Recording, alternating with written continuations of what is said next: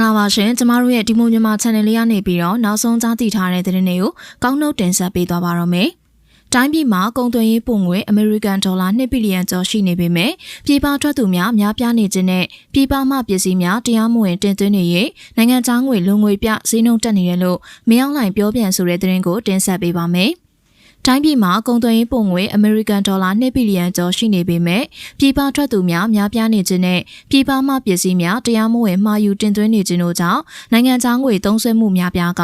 လုံငွေပြသပြီးနိုင်ငံခြားငွေဈေးများမြင့်တက်နေရခြင်းဖြစ်ကြောင်းအကြံဖက်စစ်ကောင်ဆောင်မင်းအောင်လှိုင်ကထပ်မံပြီးတော့ပြောဆိုလာပြန်ပါတယ်။ရမန်နေ့နေပြည်တော်မှာလှုပ်ဆောင်ခဲ့တဲ့ငလင်ပေးအလွန်မြမစီဝိုင်းပြန်လည်ကူစားခြင်းနဲ့ပြန်လည်ထူထောင်ခြင်းသုံးသပ်ဆွေးနွေးပွဲမှာအကြံဖက်စစ်ကောင်ဆောင်မင်းအောင်လှိုင်ကထို့သို့ပြောဆိုလာခြင်းဖြစ်ပါတယ်။မြန်မာနိုင်ငံမှာပြီးခဲ့တဲ့2024-25ဘဏ္ဍာရေးနှစ်မှာပို့ကုန်အမေရိကန်ဒေါ်လာ14.8ဘီလီယံရှိပြီးသွင်းကုန်အမေရိကန်ဒေါ်လာ12.49ဘီလီယံရှိကြောင်းကုန်သွယ်ရေးပို့ငွေမှာအမေရိကန်ဒေါ်လာ2ဘီလီယံကျော်ရှိကြောင်းကုန်သွယ်မှုအမေရိကန်ဒေါ်လာ29.29ဘီလီယံပိုးရှိကြောင်းဒါပေမဲ့ကုန်သွယ်မှုမဟုတ်သော non-trade မှနိုင်ငံခြားငွေလိုငွေပြသမှုများပြားကြောင်းမင်းအောင်လှိုင်ကပြောဆိုပါရယ်နန်ထရိတ်ကြောင့်နိုင်ငံခြားငွေလိုငွေပြသနေခြင်းအကြောင်းရင်းများကိုစစ်ဆေးရမှာပြည်ပသို့ထွက်ခွာမှုများများပြားသည့်ကိုတွေ့ရှိရပြီးနိုင်ငံခြားငွေသုံးစွဲမှုများပြားကြောင့်ပြည်ပမှာတရားမဝင်ပစ္စည်းများတင်သွင်းမှုများလည်းပါဝင်ပြီးတရားမဝင်ရောင်းဝယ်မှုများရှိကြောင်းမြောက်လှိုင်ကပြောဆိုပါရယ်ပြည်ပမှမာယူတင်သွင်းတဲ့ပစ္စည်းများပြားနေသည်ကိုတွေ့မြင်နေရပြီးရင်းနေရာမှာပြည်ရင်းထုတ်ကုန်ပစ္စည်းများဖြင့်အစားထိုးနိုင်ရေးလှုံ့ဆော်ကြမည်ဖြစ်ကြောင်းမင်းအောင်လှိုင်ကပြောဆိုပါရယ်ထို့ပြင်မြန်မာနိုင်ငံမှပြည်ပထွက်ခွာသူများကြောင့်နိုင်ငံခြားငွေသုံးစွဲမှုများပြားနေခြင်းကိုထိန်းချုပ်ရန်မင်းအောင်လှိုင်ကပြည်ပသို့ထွက်ခွာမှုများအလုံးကိုပြန်လည်ပြီးတော့စစ်ဆေးရန်အမိန့်ပေးထားကြောင်းပြည်ပသို့အလဲဆေးကုဖျားဘူးပညာရေးစီးပွားရေးအလုပ်အကိုင်စားတဲ့ထွက်ခွာတဲ့အကြောင်းရင်းများကိုစစ်စစ်တင်ကြကခွင့်ပြုချက်ရသူများသာပြည်ပထွက်ခွာခွင့်ပေးသည့်စနစ်ဖြင့်ထိန်းသိမ်းချုပ်ကိုင်ရန်စီစဉ်နေကြောင်းနေပြည်တော်စစ်ဘက်သတင်းရှင်းမြစ်ကပြောဆိုထားပါရယ်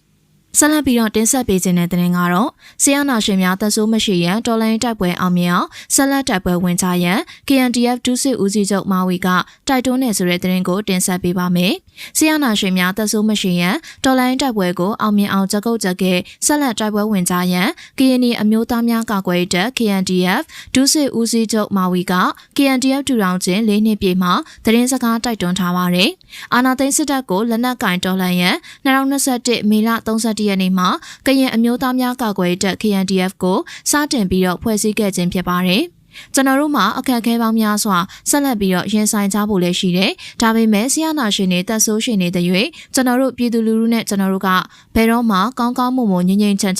ချမ်းသာသာမနေရဘူးဆိုတဲ့အခြေအနေတစ်ခုကိုလည်းကျွန်တော်တို့ရဲ့နှလုံးသားထဲမှာခေါင်းထဲမှာအမြဲတမ်းရှိနေဖို့လိုပါတယ်လို့မာဝီကပြောပါတယ်။ဒါကြောင့်မလို့တိုက်ပွဲကိုအောင်မြင်အောင်လို့ကြက်ကုတ်ကြက်ကဲဆက်လက်ပြီးတော့တိုက်ပွဲဝင်သွားကြရန်၎င်းကတိုက်တွန်းထားပါတယ်။ကျွန်တော်တို့အားလုံးတညီလက်ညီနဲ့စူးစမ်းသွားမယ်ဆိုရင်တော့မကြခင်အောင်မြင်မှုပန်းနိုင်ကိုကျွန်တော်တို့ရောက်တော့မှာဖြစ်တယ်လို့ KNDF ဒုစစ်ဦးစီးချုပ်က၎င်းရဲ့ခံယူချက်ကိုရှင်းပြထားပါတယ်။ထို့ပြင်တော်လိုင်းခရီးမှာကြမ်းခံတောင်းခံပြီးဘုံတံလင်းရင်တံများနဲ့လက်နက်ကြီးတံများမှာကြမ်းခံပြီးကစည်ရဲတံအတွင်းမှထောက်ပံ့နေသည့်ပြည်သူလူထုတရက်လုံးကိုကျေးဇူးမှတ်တမ်းတင်ပြီးဂုဏ်ပြုကြောင်းလည်းမာဝီကပြောဆိုထားပါတယ်။လူထုသာမရှိရင်ကျွန်တော်တို့ဒီနေ့ဒီချိန်မှာဘာမှလုံနိုင်မှာမဟုတ်ပါဘူး။အဲဒါကြောင့်မို့လို့လူထုကိုလည်းဒီကနေ့၄နှစ်ပြည့်မှာအထူးတလဲကျေးဇူးတင်ရှိကြောင်းပြောလိုပါတယ်လို့၎င်းကပြောဆိုပါရယ်။အပိမန်းခံအနစ်နာခံအစင်းရခံအခက်အခဲမျိုးစုံကိုကြမ်းခံပြီးတော့၄နှစ်တာခရီးအတူလျှောက်လှမ်းလာခဲ့တဲ့ရဲဘော်ရဲဘက်ညီကိုညီမများအားလုံးကိုလည်းအတိမတ်ပြုလေးစားကြောင်း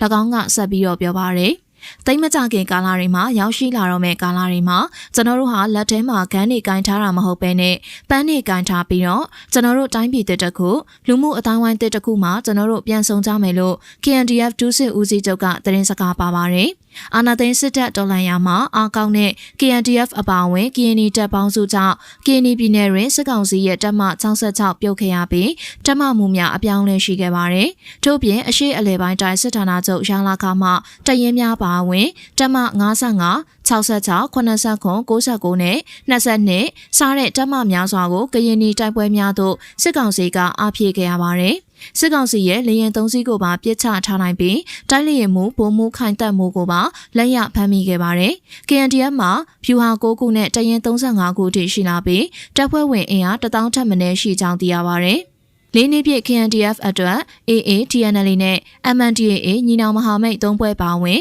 ဆီယနာရှင်ကိုတော်လှန်နေတဲ့အဖွဲ့အစည်းများကဂုဏ်ပြုသဝင်လွှာများပေးပို့ခဲ့ကြပါတယ်။ဆက်လက်ပြီးတော့တင်ဆက်ပေးခြင်းတဲ့တင်ကတော့ဖားကန်းမှာရှိတဲ့အကြီးဆုံးသောကြောက်ကုမ္ပဏီတစ်ခုဝင်တွင်သို့စစ်တပ်ကဝင်ရောက်မိရှုတယ်ဆိုတဲ့သတင်းကိုတင်ဆက်ပေးပါမယ်။ကချင်ပြည်နယ်ဖားကန်းမြို့နယ်လုံခင်းမော်စင်စာရှိကြောက်တူးဖော်ရေးကုမ္ပဏီတစ်ခုရဲ့ဝင်တွင်သို့စစ်တပ်ကဝင်ရောက်ပြီးတော့မိရှုမှုများလှုပ်ဆောင်နေကြောင်းလုံခင်းဒေသပြည်သူများကပြောဆိုပါရယ်။ယနေ့မေလ31ရက်နေ့နနက်7:00နာရီကျော်ချိန်အကြမ်းဖက်စစ်တပ်ကလုံခင်းဒေသမော်စင်စာရှိအကြီးဆုံးသောကြောက်တူးဖော်ရေးကုမ္ပဏီဝင်တွင်သို့ဝင်ရောက်ကမိရှုဖျက်ဆီးမှုများလှုပ်ဆောင်လာခြင်းဖြစ်ကြောင်းသိရပါရယ်။သူတို့ကြည့်ရတာဖြတ်စည်းမဲ့ကုမ္ပဏီစင်းများရှိနေလားမသိဘူးဒီနေ့ဖြတ်စည်းရတာကတော့ဖားကန်းမှာအကြီးဆုံးကုမ္ပဏီလို့ပြောလို့ရတဲ့ကုမ္ပဏီရဲ့ဝင်းထဲကိုဝင်ပြီးတော့မီးရှို့ဖြတ်စည်းတာဖားကန်းကိုလာတဲ့စစ်တပ်စစ်ကြောင်း2ကြောင်းမှာတမကုံကိုဝင်သွားတဲ့စစ်ကြောင်းရဲ့လုံကင်းမော်စာဖျားကုန်းနာကိုရောက်သွားတဲ့စစ်ကြောင်းရဲ့ပေါ့အခုဖြတ်စည်းမှုတွေလုပ်နေတာကဖျားကုန်းနာမှာရောက်နေတဲ့စစ်တပ်စစ်ကြောင်းကဖြတ်စည်းမှုတွေလုပ်နေတာလို့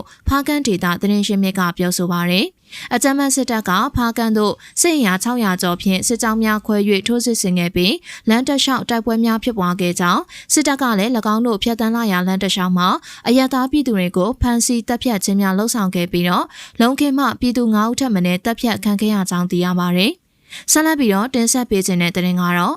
စစ်ကောင်စီတပ်မှ G1 အဆင့်ဒုဗိုလ်မှူးကြီးနဲ့အတူတပ်သားများကို AA ကဖမ်းဆီးရမိဆိုတဲ့သတင်းကိုတင်ဆက်ပေးပါမယ်အထူးစီးပွားရေးဆောင်အစည်းအဝေးရှိတဲ့ရခိုင်ပြည်နယ်ကြောက်ဖြူမြို့နယ်တိုက်ပွဲမှာစစ်ကောင်စီတပ်မှစစ်ဦးစီးမှုပထမရန် G1 အဆင့်ဒုတိယဗိုလ်မှူးကြီးနဲ့အတူတပ်သားတွေကိုအာရခတပ်တော် AA ကလက်ရဖမ်းဆီးမိထားကြောင်းစီရီယန်ဗိုလ်ကြီးစင်ရောကပြောဆိုပါရယ်ဒီ G1 ဆင့်ဒုတိယဗိုလ်မှူးကြီးတယောက်ကိုဖမ်းမိခံထားတာမှန်ပါတယ်အတီးပြုလို့ရပါတယ်ခင်ဗျာအရိမှပြည့်စွက်ပြီးတော့ပြောချင်တာက G1 ဆိုတာကစစ်ဦးစီးမှုပထမရန်တမတွေစာရခတွေမှာဆိုရင်တယောက်ပဲရှိတယ်သူတို့တွေအနေနဲ့စစ်စင်ရေးလိုက်ရခဲ့တယ်ဒါပေမဲ့လိုအပ်ချက်ရှိရင်တော့ဗျူဟာမှုနေရာမှာအစားထိုးပြီးတော့လိုက်ရတယ်အဲဒီတော့ကျွန်တော်သုံးသပ်ရမယ်ဆိုရင်ဗျူဟာမှုတွေကိုလောင်းကားအောင်လို့ခန့်အပ်ထားနိုင်ခြင်းမရှိဘူးဆိုတာကိုရခိုင်စစ်မျက်နှာပြင်ကြောက်ဖြူတိုက်ပွဲရနေပြီးတော့အပြေထုတ်လို့ရပါတယ်လို့၎င်းကပြောဆိုပါတယ်လက်တလောတိုက်ပွဲပြင်းထန်နေတဲ့ကြောက်ဖြူတိုက်ပွဲမှာအာရခတပ်တော် AA အနေနဲ့ညီနောင်မဟာမိတ်ဖြစ်တဲ့တောင်းတက် TNL လည်းအတူတူပါဝင်ပြီးတော့တိုက်ခိုက်နေခြင်းကြောင့်